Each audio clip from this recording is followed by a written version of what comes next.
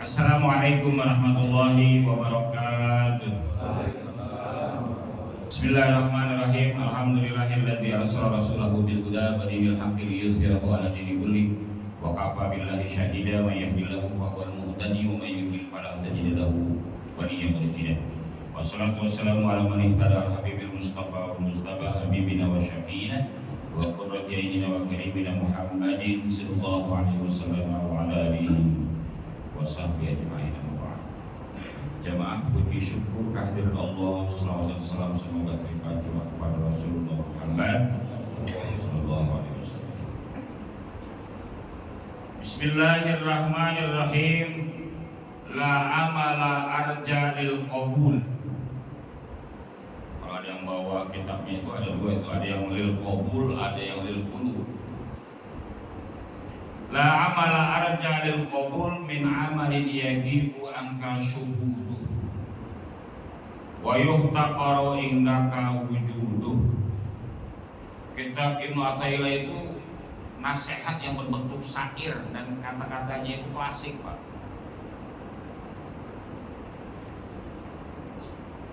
La amala arja lil qabul, tidak ada sebuah perbuatan baik arjalil qabul yang bisa diharapkan itu diterima oleh Allah min amalin yajibu angka syuhuduh, daripada sebuah perbuatan baik yajibu angka syuhuduh yang luput dari persaksian wa yuhtaqaru, dan terabaikan indaka wujuduh, keberadaannya dari sisimu. Kata yuhtaqar itu sebetulnya itu hina, tapi lalai saja. Saya kata-kata yuhtaqar itu ingat sebuah kisah di Mesir, diceritakan dalam kitab Qiraat Rasyidah. Kalau kita jadi orang besar, itu hati-hati dengan orang kecil. Kita jadi majikan tuh punya supir, punya pembantu. Kita jadi atasan tuh punya bawahan. Kita jadi ustadz tuh punya santri. Suatu saat itu, ini beberapa kali mungkin pernah saya ceritakan di depan ada santri. Ada seekor tikus itu. Tikus itu kalau jalan cepat sekali riang itu, loncat-loncat, jalan loncat-loncat. Di antara satu tempat ke tempat lain, tiba-tiba dia merasa ada rumput yang sangat halus. Si tikus itu, dia loncat-loncat di situ. Nggak taunya sebenarnya itu bukan rumput, itu adalah singa yang sedang tidur. Nah, bangunlah singa itu, lagi tidur tiba-tiba dia loncat-loncat sama tikus, bangun. Kemudian dia tangkap tikus itu, dia tangkap. Siap dia makan, siap dia dijadikan makan siang.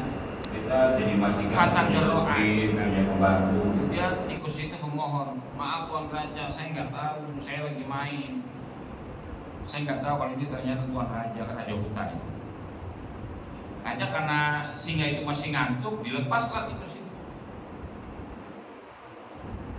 Nah, zata yaumin waqa'a asadu fi sabakati sayadin. Pada suatu hari si singa ini kena jerat jaring pemburu. Sesret tergantung ke pohon gitu. Wah, dia mengaum keras sekali. Sampai kemudian terdengar sama si tikus itu. Oh, suara apa ini? Ya carilah sumber suara itu. Enggak tahu ya, singa yang sedang tergantung itu oleh jaring pemburu. Ya, tikus itu bisa manjat pohon kan Pak. Digigitlah itu bi asnanihi al-hadah. gigit tikus itu terkenal sangat tajam. Gigit jatuhlah itu. Si singanya selamat. Kemudian si singanya kaget. Kok yang menyelamatkan tikus yang dulu hampir dia makan beberapa hari yang lalu. Karena itu diabadikan dalam sebuah syair di Mesir. Ma kuntu ahsibu ana hayawanan doiban mislakah yang biru alamala biru alahiana. Oh, saya tuh nggak nyangka itu hewan kecil kayak kamu itu kok bisa melakukan yang nggak bisa saya lakukan. Kata si tikus itu sambil senyum dia bilang, la tahtakir mandunaka falipuri semazia. Tuan Raja, jangan gampang melecehkan orang, karena segala sesuatu diciptakan oleh Tuhan itu mesti ada kelebihan yang tidak dimiliki orang lain. Nah, itu jadi filosofi hidup pembekalan orang pesantren, gitu ya. Wa yuhtaqaru indakal wujudu, dan terabaikan itu keberadaannya dari sisimu. Amal perbuatan itu, Pak, kalau terus kita persaksikan itu jauh daripada diterima. Sebuah amal kebaikan kalau kita persaksikan terus kepada orang, maka dia berpotensi menjadi amal yang tidak diterima. Nah, itu musola takwa itu ada uang saya di situ 15 juta. Ah, itu karpet itu kalau bukan saya panggung itu mesti bau. Suatu saat itu, ini beberapa kali mungkin pernah saya ceritakan di depan. Itu dipersaksikan ini warga sini suka ngasih. Ada seekor. Ini karpet ini wangi, siapa yang bersihin? Oh, saya seminggu 2 kali. Bawahnya itu silakan aja. Tapi kalau dipersaksikan terus menerus itu berpotensi tidak diterima. Satu. Yang kedua, bait syair ini mengandung arti kita harus melupakan perbuatan baik yang sudah kita lakukan. La amala arjalil qabul bin amalin yajibu angka syuhudu. Jadi sudah goib aja itu dari persaksian kita. Hilang saja sudah dari ingatan kita. Kita pernah melakukan apa kemarin, ya sudah. Sekarang kita lakukan kewajiban apa perbuatan baik hari ini. Apa yang terjadi hari ini ya sudah lewat saja. Kita lakukan perbuatan baik lagi untuk esok hari. Yajibu angka syuhudu. Wa yutaqaru indaka wujudu, dan abaikan saja kita sudah melakukan, ya sudah.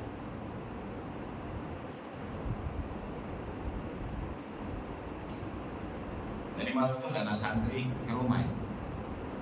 Tanya itu, Pak Yai, itu kalau mansoma Ramadana imanan wahtisaban gufirallahu ma taqaddama min dzambi. Kata hadis Nabi gitu. Siapa orang puasa bulan Ramadan karena ikhlas kepada Allah, kemudian karena bekal iman, nanti dihapus dosanya masa lalu. Loh, kalau begitu habis Ramadan bikin dosa aja, nanti kalau Ramadan diampuni lagi kalau kita udah puasa.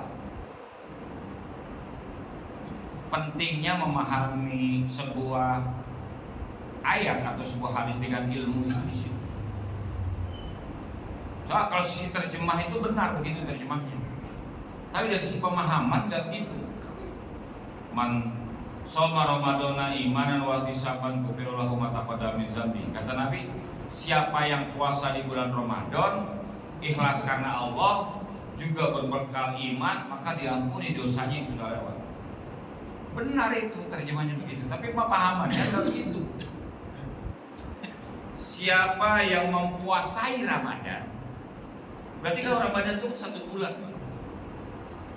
Siapa yang mentirakati Ramadan dengan puasa, dia punya bekal keikhlasan, dasarnya itu ikhlas kepada Allah, dan punya bekal iman yang mumpuni. Nah, iman itu ada ilmu juga di dalamnya. Ikhlas itu ada ilmu juga di dalamnya. Maka ghufirallahu ma taqaddama min dzambi, itu berpotensi dia punya dosa itu diampuni. Karena kalau puasa Ramadan itu dasarnya keikhlasan dan keimanan, di mana dua-duanya itu ada basic ilmu, maka kehidupan berikutnya pasti terbimbing dengan hasil-hasil Ramadan itu. Kita kan sayang Pak, habis tadarusan, kita kan sayang habis berzikir, habis puasa, habis taraweh. Masa kita memusnahkan begitu saja dengan perbuatan dosa? Kalau bekalnya imannya itu pakai ilmu, ikhlasnya pakai ilmu, maka akan sampai ke situ nanti. Wajar itu. Ada kalimat ghufirallahu ma taqaddama min dzambi. Orang itu berpotensi diampuni dosa-dosa. La amala min a'malil birri aksaru raja'anil qabul.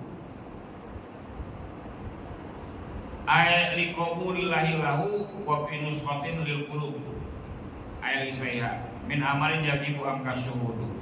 Tidak ada perbuatan baik itu yang paling mungkin akan diterima. Satu, diterima oleh Allah ya. Atau perbuatan baik yang akan merubah perlakunya menjadi lebih baik daripada amalan yang hilang persaksian. Tidak usah ditunjukkan kepada orang, tidak usah diingat-ingat. Ya kan, kalau dulu Pak Guru cerita itu Al-Hikam itu memang kitabnya kitab berat. Jadi kalau kita amalkan semua ya jadi palu. Tapi kita lakukan sebisa. Li'annaka in gibta an suhudihi min insyu'ur.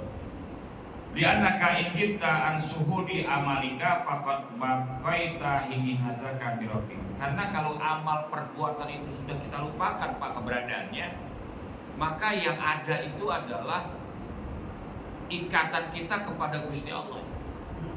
Ini cuma wasilah-wasilahnya, sholat, puasa, zakat itu jalan-jalan kita menuju Allah. Target kita ya Allahnya itu. Saya ya Pak, kalau kalimat saya ini nyakitin orang. Orang pengen berubah, dia umroh. Atau bukan begitu. Orang mau naik pangkat, dia umroh dulu. Nah kalau dia pulang umroh itu nggak naik pangkat, berarti kan itu Mekahnya nggak sakti Pak.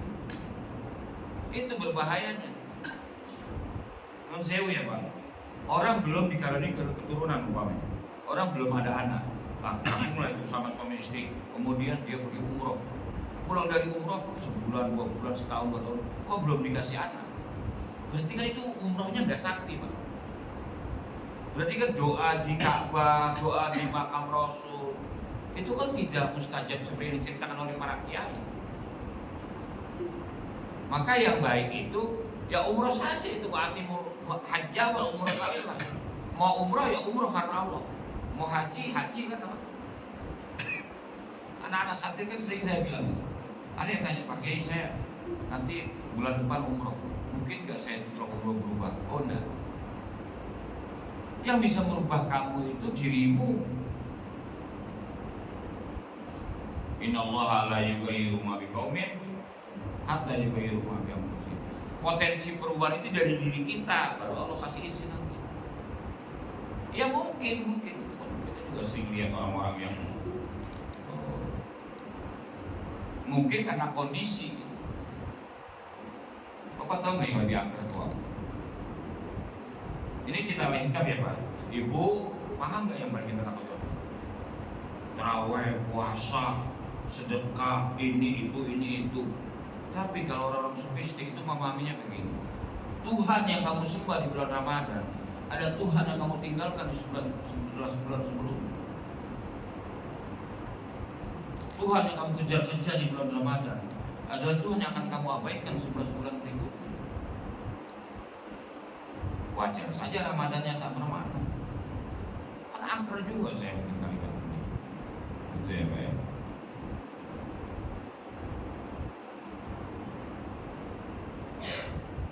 Nah, kalau kita membiarkan saja sudah perbuatan yang kita lakukan, maka li islahiha, nanti ada perbaikan di hati kita. Menjadi orang yang target hidupnya itu adalah kebaikan hakikinya, bukan kebaikan perjalanannya. Nanti kerjaannya hanya sibuk ngitung amal perbuatan ini. Oh hari ini yang perbuatan baik yang sudah saya lakukan ini. perbuatan baik yang sudah dilakukan ini, itu bukan tidak baik-baik. Siapa bilang baca Quran nggak baik? Ya kan? Siapa bilang sholat jamaah itu tidak baik? Baik, mulia, bagus. Tapi jangan sampai kita terjebak dengan amal yang kita lakukan. Karena target kita itu Rabbul Alamin. Targetnya itu adalah mengharap ridho Allah, keberadaan ajaran Allah itu dalam hati kita, keberadaan Allah dalam jalan kita.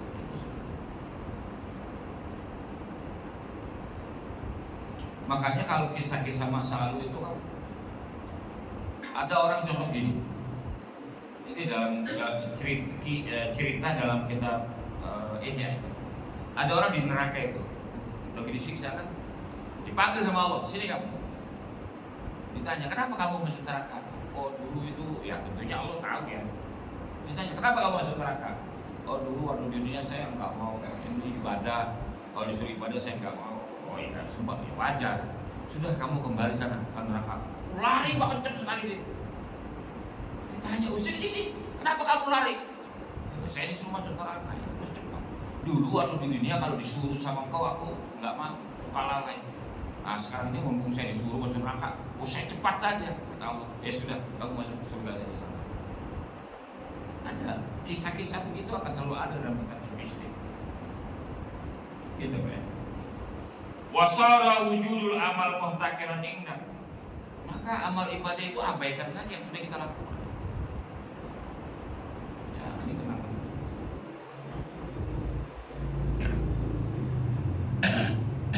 Kalau ada orang baik, cukup senang saja. Oh dia baik itu gara-gara ikut pengajian saya. Aduh, kan sayang Pak. Amal ibadah yang sudah dipupuk untuk jembatan di surga itu jadi hilang. Karena dia merasa perubahan baik orang. Suatu saat itu ada orang di sholat di Madinah itu. Karena ini yang datang ini penjahat, orang jahat. Diinjak orang itu di sholat tuh, lehernya tuh, keruk. Sebelah itu ada sahabat. Orang yang diinjak itu bilang, Allah tidak akan mengampunimu. Sahabat itu kemudian mendapatkan ilham itu, diberitahu, tolong beritahu. Nabi termasuk diberitahu orangnya, jangan suka bawa nama saya, jangan merubah sifat-sifat saya. Dari mana dia tahu saya tidak akan mengampuni? Jadi orang yang injek ini bisa jadi kebaikan kalau dia menyadari kesalahannya, tapi yang diinjek itu malah jadi nggak bagus, karena dia sudah mensifati Allah itu tidak maha pengampun. Gitu ya Pak ya. Wasara wujudul amal muhtakiran inna kali bihami kali nafsika bil qiyami bihaqi. Sudah, kita sudah melakukan kewajiban ya sudah lewat saja. Kalau dunia pendidikan beda ya Pak. Ada sekolah itu siapa yang puasa Senin Kamis dicatat. Siapa yang hari ini sudah sholat subuh dicatat. Itu dunia pendidikan silakan. Tapi mungkin amal kita, mungkin iman kita sudah sedikit lebih baik, jangan di situ berputarnya. Walidzalika qala ba'dul arifin kullu syai'in min af'alika idza tasalat bihi ru'yatuka fadzalika dalilun ala annahu la yuqbal minka. Maka banyak para ahli marifat itu berkata gini, semua perbuatan baik kalau masih bisa kamu lihat dan bisa kamu ceritakan ke orang, fadzalika dalilun ala annahu la yuqbal minka. Itu salah satu ciri bahwa amal itu tidak diterima. Kalau perbuatan baik akan kita ceritakan terus di depan orang, atau kita butuh persaksian, pengakuan dari orang, nah itu sebagai ciri, salah satu ciri saja amal yang tidak diterima.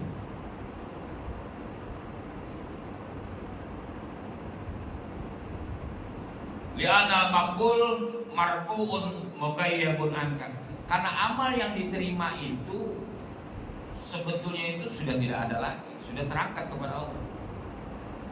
Sebuah perbuatan baik kalau kita asumsikan dia itu diterima oleh Allah, itu sudah mughayyab atau mungkin kemudian hilang dan terangkat.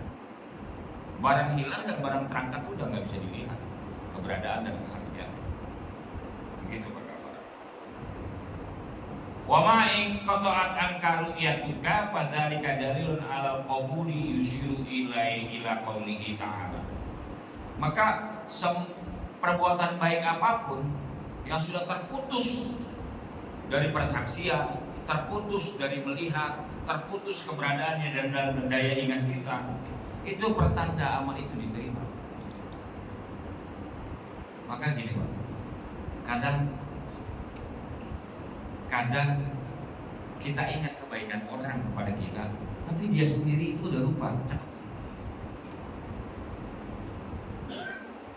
Jangan sampai begitu kita udah menata hidup lebih baik, datang orang memberikan kesaksian. Bapak ingat gak dulu pernah ngatain anak saya? Bapak itu udah lupa. Bapak pernah gak dulu waktu lagi makan nasi di sana, Bapak ngomong gini ke saya, saya sakit hati tuh, sekarang belum bilang. Kita tuh udah lupa Pak. Maka dalam hadis Rasulullah ada orang-orang muflis, orang yang meninggal di kasat mata, dia husnul khotimah, begitu dipanggil alam kubur, datang orang itu, ya Allah dulu di dunia nggak adil itu, dia zalimi saya. Nah sekarang ini maka maunya saya tunjuk berapa? Oh dia pernah berbuat gini. Sudah mana amal kamu? Kasih dia. Datang orang, oh dia dulu gini, kasih amal. Sampai habis itu. Pasti datang lagi. Saya juga nuntut, kenapa? Oh dulu di dunia dia gini sama saya itu. Saya difitnah habis-habisan itu. Sudah amal kamu, amalnya habis. Mana dosa kamu ini? Nah, udah kasih ke dia. Itu muflis. Dalam bahasa kawan namanya bangkrut. La haula wala quwwata. Ilaihi yas'adul kalimut thayyib. Kepadanya akan terangkat ke atas itu al kalimut thayyib, ucapan-ucapan yang baik, wal amalu sholih dan amal sholih yarfa'u, diterima oleh Allah Subhanahu wa taala. Ini surat Fatir ayat 10. Jadi perbuatan baik itu memang sudah marfu, sudah terangkat. Di dalam tafsirnya itu ya sudah diterima oleh Allah. Kalau yang namanya barang sudah hilang, barang sudah terangkat, sudah nggak bisa dilihat.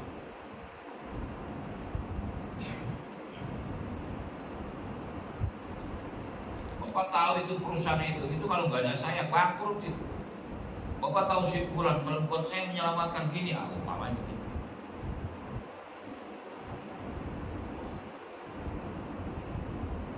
Innama awrada alaikal warid bitakuna bi alaika waridah. Sungguhnya ketika Allah memberikan ilham kebaikan kepadamu, itu adalah tanda bahwa kamu harus mendekat kepada Allah Subhanahu wa taala. Ai innama awradallahu alaika ayyuhal murid al-warid wa huwa ma yaridu ala qalbika minal ma'arif ar-rabbaniyah wal lataif ar-rahmaniyah litakuna bi ay bidzalikal warid al-mutahhir bi qalbik alaihi subhanahu waridan. Jadi gini, kalau ada bisik kebaikan itu pertanda kita harus mengejar kebaikan. Kadang ada orang yang kalau malam itu gini, saya ini baik dengan istri, saya ini baik dengan anak, saya ini udah ikut ngaji, saya ini udah melakukan banyak, saya baik sama orang tua. Tapi kok sholat saya itu nggak tertata, kenapa ya? Saya masih sering sekali ninggalin sholat. Itu sebetulnya itu ilham kebaikan. Kalau itu datang, maka sebagai tanda kita disuruh datang kepada Allah. Segala bisik kebaikan di hati kita itu pertanda kita disuruh datang menjemputnya itu kepada Allah. Tadi saya kenapa ngomong gitu ya, saya nggak enak ketemu teman-teman karena kita ini ada acara reuni, nongkrong teman-teman Pak, ngopi apa gitu, berceloteh ngobrol jeder aja, kita nggak sengaja ngomong kasar kan, udah nyampe di rumah kita balik gitu. Apa tadi saya ngomong gitu? Saya tahu itu si fulan pasti tersinggung, kalau si fulan pasti gak nyaman. Nah itu ilham kebaikan, maka harus kita datangi Allah dengan itu, dengan cara istighfar. Besok kalau ketemu kita bayar. Membayar orang gimana caranya? Yang paling gampang membayar orang itu beli hati. Membeli hati itu gimana? Cerita kebaikannya, cerita kebaikan anaknya. saya agak menghindari secara pribadi cerita tentang kebaikan istri seseorang di depan suaminya. Gak nyaman gitu ya. Cerita aja. Gimana si bungsu, gimana sekolahnya? Oh seneng. Orang ditanya gitu mesti seneng. Yang kemarin dibonceng siapa? Cucu nomor berapa ya? Nomor sekian Ustaz. Sehat amat. Oh enggak, itu bisa operasi Ustaz. Kembali kita ngomong kan. Gitu ya Pak ya.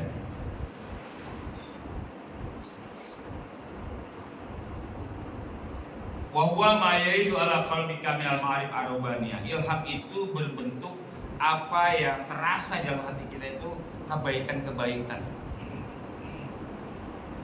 Adanya kesadaran kebaikan itu ilham. Maka kalau itu terasa, kejar. Aduh, orang-orang udah pada sholat duha, gua kapan ya sholat duha? Itu baik Pak. Kalau itu sampai datang, kejar itu.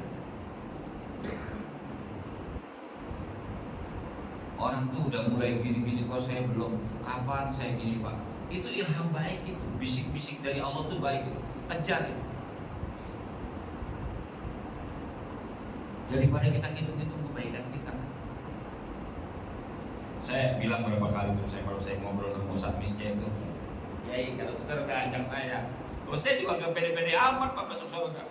Ternyata sama juga dia juga. Jangan ngomong gimana, angker kan. Ayo.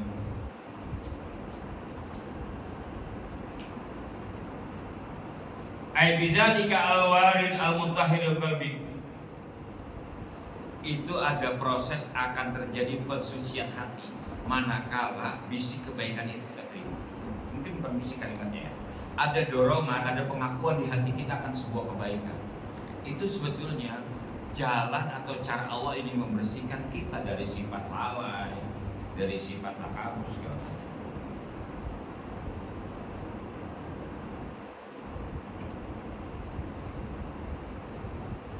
Fa'inal hadra munazzah angkoli kalbin mutakadir bil asar. Karena merasa datangnya sebuah kebaikan di hati kita Pak, itu bisa membersihkan hati kita dari keluh. Coba deh. Kalau lihat orang tuh sholat bisa tenang ya. Terawih gunakan aja fasilitasnya Pak. Ada imamnya ngebut, ya sudah nikmati ngebut itu. Kalau kita nggak cocok dengan yang ngebut, cari sholat, cari masjid yang sholat yang nggak ngebut, nggak dosa. Ada sholat imamnya lama, ya nikmati Pak. Oh, kalau bahasa sebagian orang, saya secara pribadi bilang, kalau bahasa Sunda, oh dia awak, nyaho dia. Saya suka ngomong pada diri saya, kalau imamnya itu lama sekali, nah saya bilang, ayo ke badan. Perbuatan dosa berlama-lama kamu buat, masa ibadah kamu nggak kuat? Sekarang baru kamu rasa. Saya hukum diri saya dengan cara begitu. Jangan cak gitu mulut itu. Bismillahirrahmanirrahim. Siapa sih ini jadi imam? Ya kita kadang-kadang kan beda-beda. Kita lagi mau buru-buru, mana kita sholat jadi parkiran sholat Jumat, imamnya lama banget baca ayatnya. Sebetulnya, ayo dia, lu belum ada di neraka. Badan, lu belum masuk neraka, lu belum tahu panasan neraka. Ini baru matahari yang jaringnya itu sekian juta kilo di atas itu. Lu udah enak di rumah ada AC, di mobil AC, di kamar AC. Coba ngerasain tuh orang susah yang pergi jemuran. Saya secara pribadi sering menghukum diri saya, secara pribadi. Ya, kita masing-masing beda ya Pak. Karena kita merasa sendiri dosa kita banyak.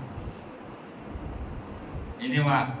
Bismillahirrahmanirrahim. Alhamdulillahi rabbil alamin. Dan siapa sih itu jadi mundur-mundur dikit. Mau mana Bang? Putus balik. Putus balik. Padahal bukan boleh tuh. Percaya Pak, dia pulang ke rumah, dia bikin kopi, dia ngerokok, itu baru 2 batang orang udah bubar. Dia nggak mau pulang. Trik yang paling aman begitu. Kalau imamnya cepat, ya sudah, kita mah penumpang Pak, dia yang tanggung jawab itu. Kalau rukun tidak terbawa segala macam, dia tanggung jawab. Kalau sholatnya lama, ya dia ingin punya jaminan diterima ibadah. Harusnya Pak, kita ini gak ada bocahan di sini. Harusnya ibadah kita itu yang begitu-begitu tuh udah selesai. Harusnya. Hari ini buka pakai apa, hari ini sahur pakai apa, udah selesai. Bapak tahu, sampai sekarang saya nekap belum hilang nih sahur. Saya tuh nggak pernah makan ayam, mana sanggup berapa? Saya nggak pernah makan daging ayam kan. Tahu selagi makan enak-enak sayur sop namanya ya Pak. Itu ada cekernya. Lah ayamnya aja saya kagak doyan, apalagi aja itu penggilaan sampai sekarang nggak hilang-hilang ini. Cekernya saya pindahin, saya kesian juga. Ini udah bangun dari pagi-pagi udah. Dia juga ngantuk, kasihan kan kalau makanan yang gak dihormati itu.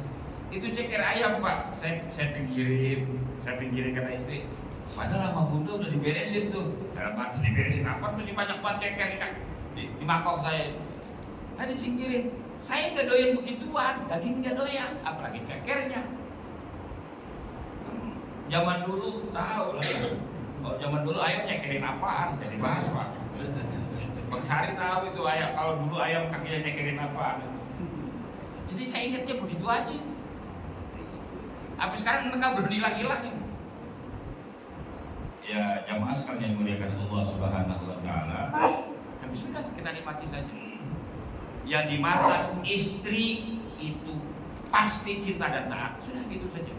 Yang walaupun nggak enak makanannya. Di restoran itu, walaupun dia enak, dia cari untung, bukan cari pahala. Sudah gitu saja. Kadang-kadang kita berdokekan Pak, jadi puasa, asinnya bukan main. Dokter bilang Pak, darah tinggi, minum obat tiap malam. Saya udah minum obat. Bini masak asin. Antara cinta istri atau mati cepet. Pilihannya mana? Udah makan aja. Kalau kita harusnya sudah selesai yang begitu-begitu itu. Kalau bocah biarin.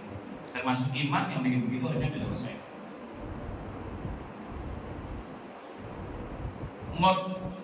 Takadara ya tak mutakadir. Mingkul likol bin mutakadir bil asam wa mutalawis bil akdar al agyar. Jadi kalau bisa amal ibadah itu lepas dari campur tangan kemakhlukan itu apapun jenisnya. Kalau perbuatan baik ke orang ya kita ingat Pak. Tapi perbuatan baik kita kepada orang atau atas nama perintah agama sudah diterima sama Allah, anggapnya sudah selesai. Terakhir kita 3 menit saja. Aurada alaikal warid liyastakmilaka min yadil ajar. Waduh, dia sekali Pak. Kalau ada dorongan kita ingin berbuat baik, itu ilham namanya. Maka percayalah bahwa Allah ingin menyelamatkan kita. Apapun jenisnya, apapun jenis kebaikan. Kalau ada bisik kebaikan, saya bilang bisik kebaikan itu seperti bisik. Kalau ada dorongan ajakan berbuat baik di dalam diri kita, aduh kayaknya begini salah, mestinya begini. Besok saya mau melakukan ini. Ada dorongan ajakan kebaikan dalam diri kita, itu aurada alaikal warid liyastakmilaka liyastalimaka min yadil agyar. Sebenarnya dorongan kebaikan itu ingin menyelamatkan kita ya. Min yadil agyar, daripada penghambaan terhadap materi apapun. Saya berapa kali bilang sama anak santri, kalau lihat orang pintar jangan iri, percayalah bahwa dia belajar lebih rajin dari kita. Selesai urusan. Ada orang lebih kaya dari kita, percayalah bahwa dia lebih gigih dalam bekerja. Kita belum. Selesai urusannya. Hati kita akan terbimbing dan baik dan bersih. Mutalawis bi aqdaril akhir. Jangan sampai itu dikotori dengan yang begitu-begitu. Urusan-urusan materi, urusan-urusan dunia. Kalau menurut saya, nikmati apa yang kita punya ya nikmati. Ada anak baik ya sudah bersyukur. Ada anak kurang baik ya sabar dan ini. Istri baik bersyukur, ada istri nggak baik ya sabar dan didik. Hanya itu, kita nggak bisa buat lebih. Ibu kalau punya anak baik sudah bersyukur saja. Punya suami nggak baik ya sabar dan doakan. Saya pernah lihat itu Pak, orang di Mekah itu di depan Ka'bah. Kalau bukan di depan Ka'bah pasti berantem itu suami istri. Ayo Pak berdoa, Bapak yang mimpin. Nah, suaminya mombong-mombong di Ka'bah, bininya nggak bakal marah. Ya Allah ya Tuhan kami, anugerahkan kami istri yang kupingnya mau mendengar omongan suami, mau mengakui segala kesalahan yang dia perbuat kepada suaminya. Itu istrinya kebingungan antara marah atau amin. menggunakan fasilitas agama itu dia. Itu ya Pak ya. Wa yuharriruka min rikil asar, dan menyelamatkanmu dari penghambaan terhadap materi.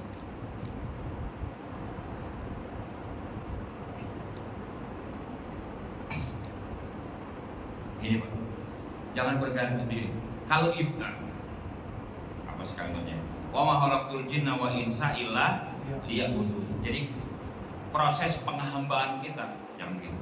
Setiap berbuat baik, percayalah bahwa ini adalah nilai ibadah. Apapun perbuatan baik. Persoalan nanti kayak bekerjalah dengan tanggung jawab, jam sekian kerja. Ini tupoksi kita. Udah kerjain. Maka itu semua yang dilakukan itu bernilai ibadah. Persoalan nanti ada insentif, ada gaji, ada ongkos. Itu sudah hukum kausalitas itu pasti ada. Kita dapat rezeki hari ini itu urusan Allah kan. Tapi urusan kita kepada Allah itu penghambaan. Jadi apapun yang ada di sekitar kita itu semua materi. Suami itu materi, istri itu materi, anak itu materi, jabatan, harta, semuanya itu materi.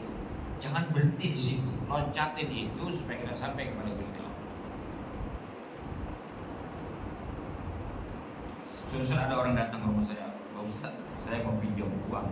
Apa? Saya mau beli mobil. Berapa? 50 juta. Loh, saat itu saya nggak punya mobil Pak. Saya belum punya mobil, itu istri masih ada di rumah itu kamu ditanya. Saya belum punya mobil, ada orang datang ke rumah saya pinjam uang 50 juta. Dia mau beli mobil juga kurang.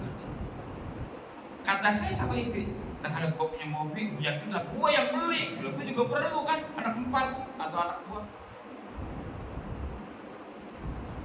Selesai.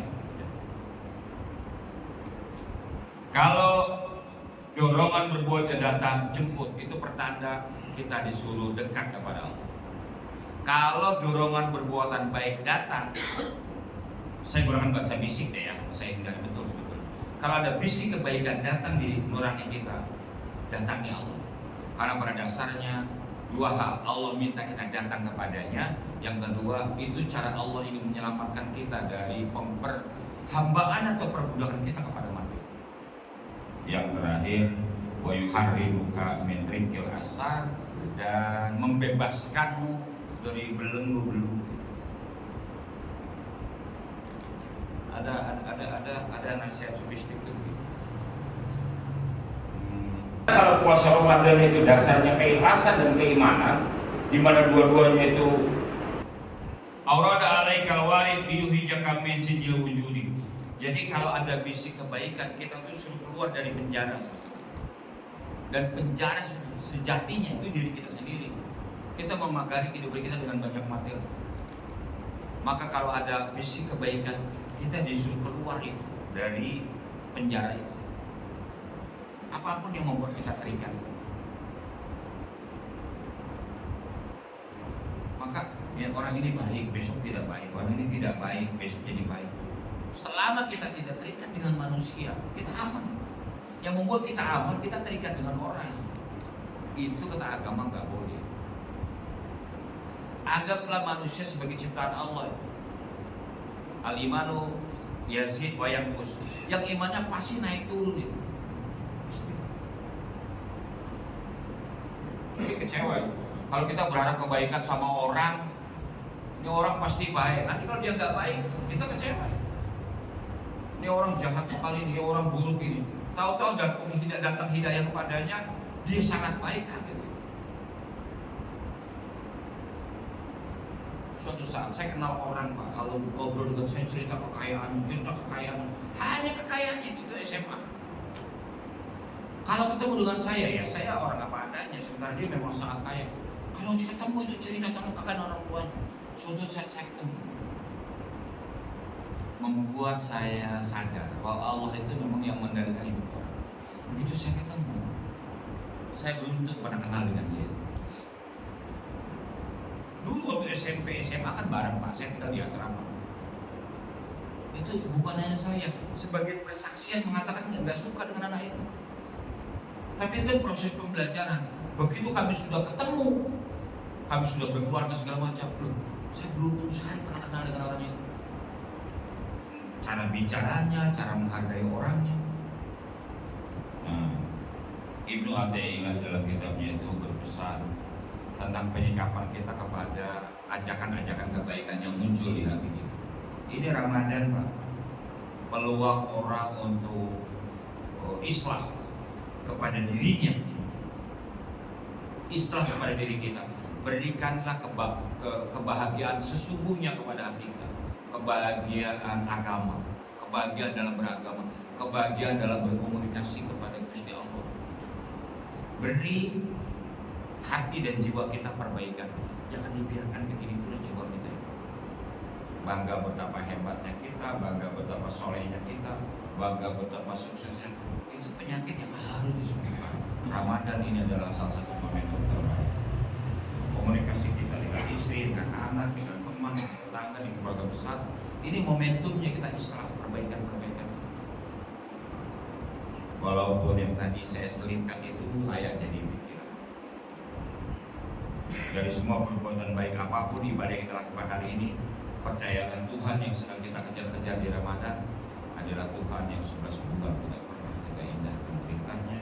Tuhan yang 11 bulan kita tinggalkan sekarang sedang kita kejar-kejar. Habib Ja'far itu pernah berkata bahwa COVID-19 menjadi bahwa Tuhan tidak hanya ada di Ka'bah, Tuhan tidak hanya ada di dalam masjid, Tuhan tidak di gereja, Tuhan tidak dipelihara dalam keyakinan agama teman-teman kita. Ternyata semua orang dipuji di rumah, temukan Tuhanmu di rumahmu sendiri. Ka'bah sepi, masjid sepi. Kalau kita masih tergunggu dengan yang begitu-begitu ya, kita bersama-sama memperbaiki iman Islam. Jamaah, saya mau kasih benang merah singkat saja. Perbaikan diri itu tidak pernah berhenti sampai momentum Ramadan adalah momentum islah kepada diri kita, islah kepada orang-orang sekitar kita. Sehat selalu, penuh kedamaian, penuh keberkahan. Al-Fatihah. Demikian setiap usaha yang diberikan Allah SWT dan kepada seluruh sahabat Risma TV dimanapun yang menyaksikan tayangan kami. Marhaban ahlan wa sahlan di gedung Ramadan. Dan semua sahabat Risma TV yang menyaksikan sajian tayangan kami bisa bijak dalam memberikan komentar. Mudah-mudahan kami mendoakan semua saudara sehat, semua saudara keberkahan dan kemuliaan. Assalamualaikum warahmatullahi wabarakatuh.